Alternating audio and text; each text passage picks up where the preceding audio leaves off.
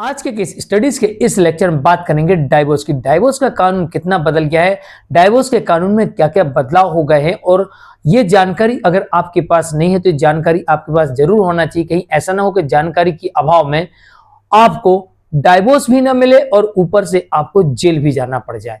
ऐसा ना हो कि डाइवोर्स लेने के बाद भी आपको जेल जाना पड़ जाए। ऐसा ना हो कि डाइवोर्स के पचड़े में आप इतनी बुरी तरह फंसे कि आप बर्बाद हो जाएं और कई साल आपके जेल में कटे। जय जनेन्द्र, मुकेश जैन। वीडियो को लाइक और शेयर कर दीजिए और इस तरह जजमेंट्स पाने के लिए दिए गए नंबर पर आप हमें संपर्क कर सकते हैं।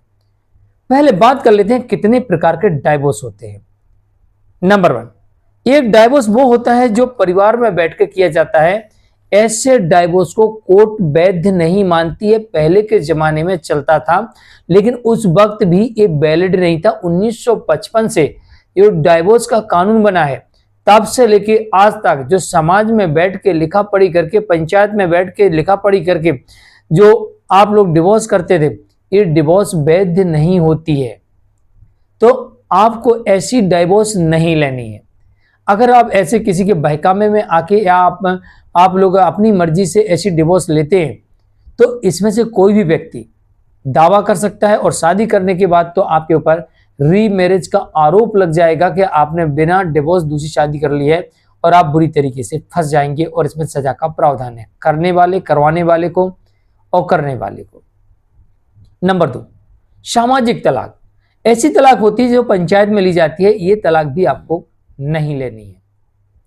ऐसी डाइवोर्स को कोर्ट वैध नहीं मानती है। ये पहले के जमाने में चलता था और कानून आने के बाद भी चल रहा था, लेकिन कोर्ट इसे वैध नहीं मानती, तो सामाजिक तौर पर भी आपको डिवोर्स नहीं लेनी है। नंबर 3, कई बार ऐसा देखा जाता है कि आप कोर्ट में जाते हैं, कि स्टाम्प पेपर पर लिखवाते हैं, नोटरी से वेरीफाइड करवा लेते हैं, तो क्या ये डिवोर्स वैध है? नहीं, ये डिवोर्स भी वैध नहीं है और ये डिवोर्स भी आपको नहीं लेनी है। कानून में परिवर्तन कुछ नहीं हुआ, लेकिन पहले कानून की जानकारी का अभाव होने की वजह से आमतौर पर दूर दराज के इलाकों में ऐसा किया जाता था। लेकिन अब डिजिटल माध्यम से आपको सभी जानकारी आपके एक क्लिक पर आपके फोन पर उपलब्ध होती है और ये सबको जानकारी लग जाती है कि कौन सा डिवोर्स हमारा वैध है और कौन सा अवैध है। तो सामाजिक तौर पर नोटरी द्वारा कराया गया और पारिवारिक जो परिवार में बैठ के अगर पंचायत में ऐसा आप डिवोर्स लिए हैं तो ये डिवोर्स वैध नहीं है। पहले आप लीगली कराइए। अगर आप करवा चुके इस तरीके का तो आप लीगली करवाइए और उसके बाद आप रीमैरिज करिए, अन्यथा आप फंस सकते हैं। नंबर 4, कंठस्थ डाइवोर्स। ये काफी टफ होता है और सबूतों के आधार पर मिलता है, लेकिन इसमें एक और नया विकल्प ये है कि सुप्रीम कोर्ट आर्टिकल 142 का प्रयोग करके उन केसेस में डिवोर्स दे देती है जहां कोर्ट को ऐसा लगता है कि दोनों पक्षों के पास, यानी जो डिवोर्स मांगने आया है उसके पास सबूत नहीं है और दोनों पक्ष एक दूसरे के विरुद्ध कई आरोप लगा रहे हैं, लेकिन दोनों पक्षों के पास में उतने सबूत नहीं है। तो ऐसी स्थिति में इनका डिवोर्स संभवतः नहीं हो पाएगा।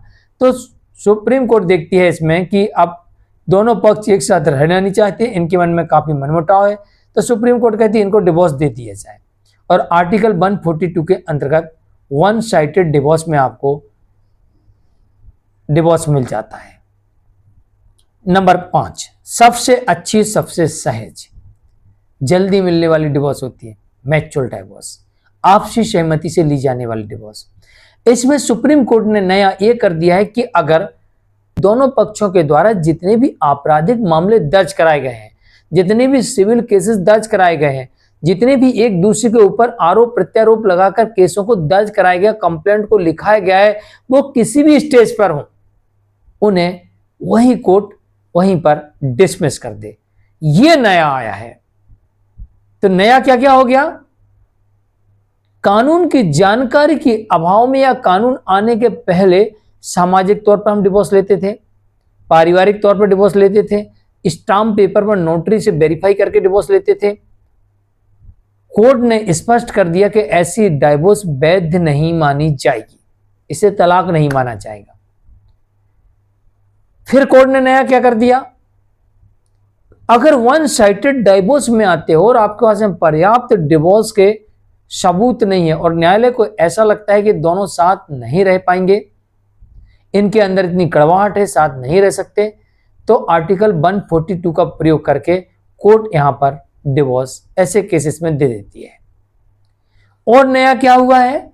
नया ये भी हुआ है कि अगर दोनों पक्ष आपसी सहमति पर साथ रहने के लिए या डिवोर्स लेने के लिए तैयार हो जाते हैं और प्रक्रिया अपनाते हैं, तो फिर जितने भी केसेस दोनों पक्षों के द्वारा लगाए गए हैं उन सभी केसेस को रद्द कर दिया जाए। यह नया हुआ है। तो आज के लिए इतना ही। मैं हूं मुकेश जैन। नमस्कार।